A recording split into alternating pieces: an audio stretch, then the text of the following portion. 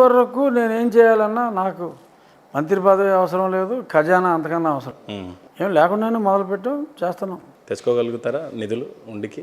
మా basic requirements ఏదైతే తాగునీరు సాగునీరు ఉందో అది ఉన్న ఇన్ఫ్రాస్ట్రక్చర్కి సప్లిమెంటరీగా అమౌంట్ ఖర్చు పెట్టుకోవటం మా చేతుల్లోనే ఉంది. మా వద్ద ధనికులు చాలామంది ఉన్నారు, వాళ్ళందరినీ మోటివేట్ చేసి మేము పనులు చేసుకుంటున్నాం.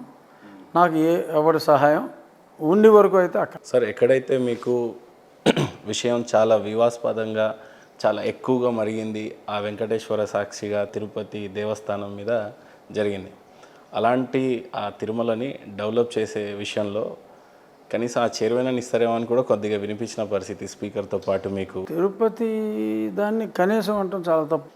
డెఫినెట్గా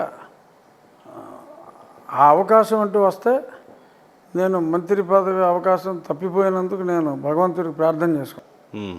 ఈ అవకాశం వస్తాయి తిరుమలని డెవలప్ చేసే అది that is much more graceful and pious. ఎందుకంటే మంత్రిగా నువ్వు ప్రజలకు సేవ చేయాలి. మంత్రిగా చేయగలిగిన సేవ కన్నా తెలుగు ప్రజలు అందరూ కూడా వెంకటేశ్వర భక్తులే. వెంకటేశ్వర భక్తులకి నిజంగా నువ్వు సేవ చేయగలిగితే, గతంలో ఏంటి జగన్మోహన్ రెడ్డి పాలసీ ఏంటి, మద్యం రేట్లు పెంచితే మద్యం తాగటం మానేస్తారు అన్నాడా లేదా?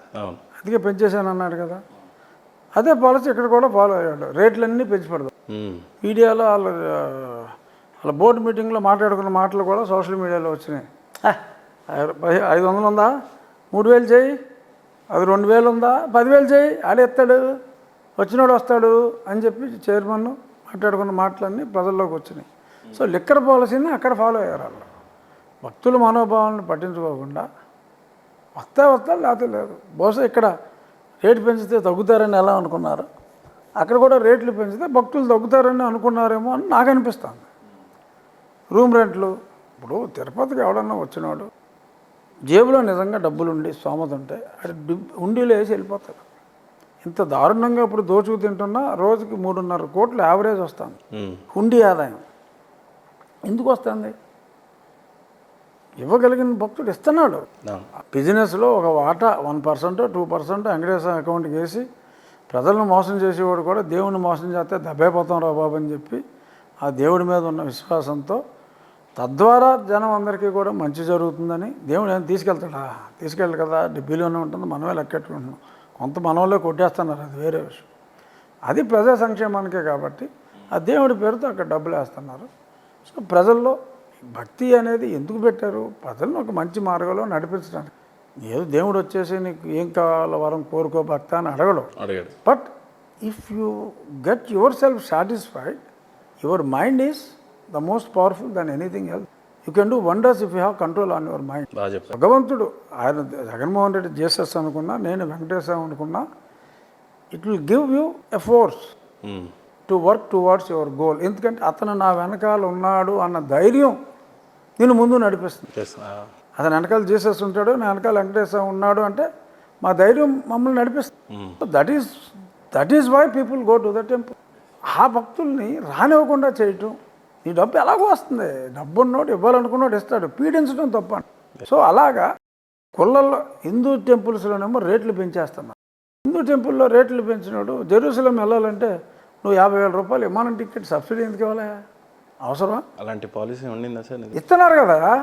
జెరూసలేం వెళ్తే సబ్సిడీ ఉంది, ఇక్కడ వెళ్తే సబ్సిడీ ఉంది, తప్పు కాదు నేను అనేది. అది ఇచ్చినప్పుడు ఇక్కడ కూడా ఏదోటి రేట్లు ఎందుకు పెంచుతున్నావు అంటాను. దాన్ని నేను తప్పే పడతలా. వై నాట్ హియర్ అంటున్నా. I'm not questioning that. ఎందుకంటే ఒక ముస్లింకి మక్కా ఈజ్ అల్టిమేట్, అది వెళ్ళగలిగితే అతని జీవితం ధన్యం అవుతుంది. ఒక క్రిస్టియన్కి జెరూసలేం ఈజ్ అల్టిమేట్, అది నేను కాదంటలా. అలాగే కాదు, అలాగే ఒక హిందూకి Tirupati is ultimate. Why are you troubling them? While you encourage the other people, you also encourage. Otherwise at least don't discourage is my point.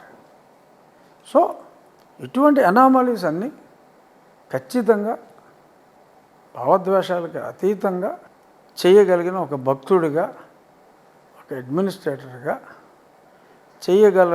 చేయగలిగిన పరిపూర్ణ విశ్వాసం అయితే నాకుంది. ఖచ్చితంగా మీకు నాకు లేని విశ్వాసంలో ఇస్తాడే ఇవ్వడాన తప్ప ఇస్తే అద్భుతంగా చేయగలను. ఇవ్వాలని మేము కూడా కోరుకుంటున్నాం సార్.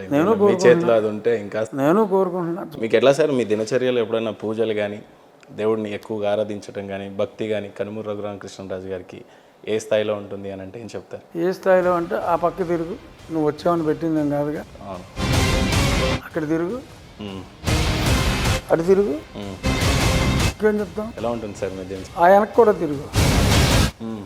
అలా ఉంటుంది. ఎలా పూజలు చేస్తారా సార్ బాగా? ఏ దేవుడిని ఎక్కువ? అంటే హోమాలు అన్నీ నా వైఫ్ చాలా ఎక్కువ.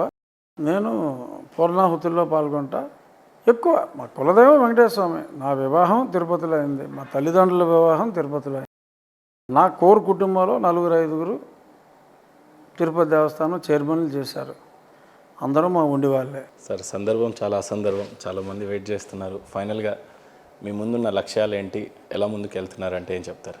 ప్రస్తుతం నాకున్న పరిస్థితుల్లో నా ముందు పెద్ద పెద్ద లక్ష్యాలు ఏమి పెట్టుకుంటే ఉన్న లక్ష్యం దెబ్బతింటుంది, దీనికి కూడా ఇబ్బందులు వస్తాయి. కాబట్టి ప్రస్తుతం నా ముందు ఉన్న లక్ష్యం ఉండి అభివృద్ధి.